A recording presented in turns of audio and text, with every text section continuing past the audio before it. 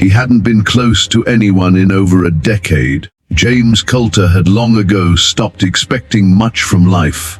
He lived alone in a rough little cabin up in the dry Arizona hills, the wind for company and a head full of memories he never shared. All he kept was a stove, a shotgun, and regrets that had grown older than the trees. Then, one day, everything changed. She stumbled out of the timber like she was running from death itself.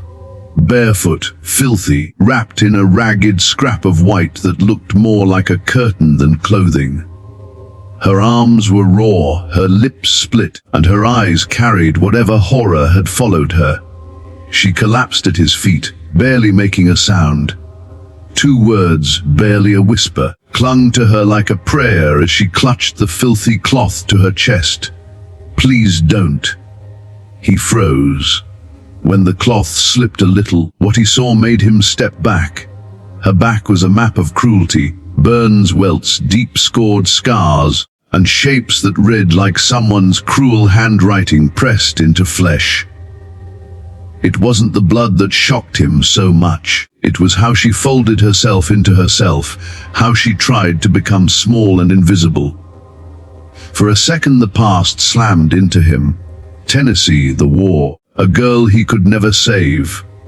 He'd walked away once and promised he wouldn't again. So he moved without fuss, took off his coat and wrapped it around her like an unspoken vow. No questions, no speeches. He scooped her up and carried her inside, away from whatever hell had put her there.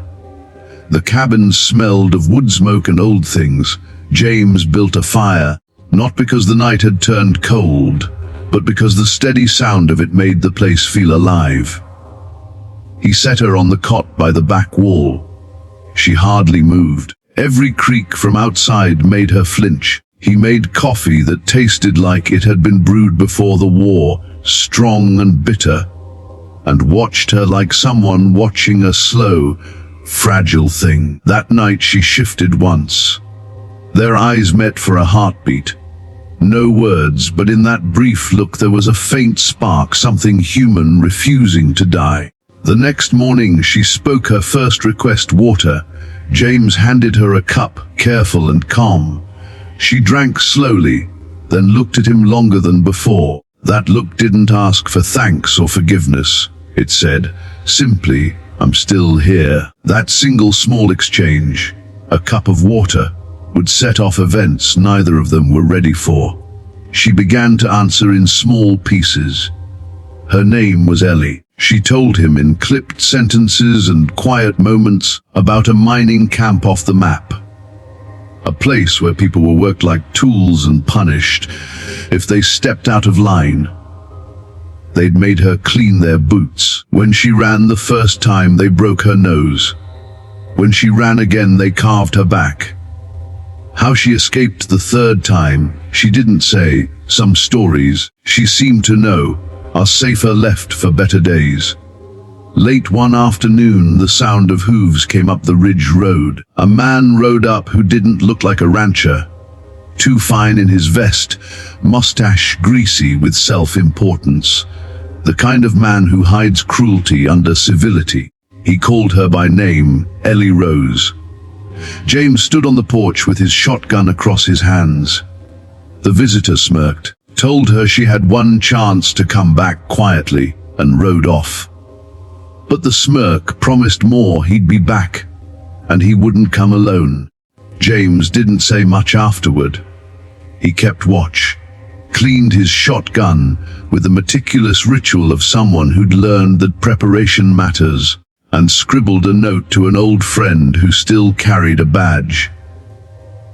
If you're hearing this, he seemed to be telling you, you're someone who knows when to stay. 3 days passed under a quiet that felt anything but peaceful. The kind of silence that sits with you and waits. Then the riders returned, this time 3 of them, swaggering as if they owned the road. James stood in the doorway with Ellie behind him. When the lead man barked for James to step aside, James shot first, not to kill but to warn. One rider dropped, leg bleeding. The others froze.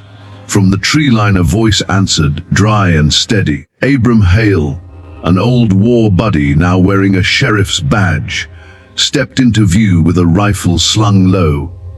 He looked each man over and said a thing plain and hard. "This is my jurisdiction, and she's under my protection." The wounded man howled, the others cursed, and then they left. Not gone forever, maybe, but gone for now. After that, the cabin settled into a different kind of quiet. Not haunted, not heavy. Just the kind that lets a man hear his own breath without hating it. Ellie stopped trying so hard to hide.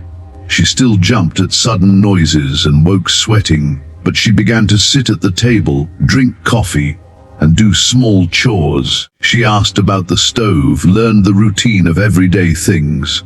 Those little, ordinary acts.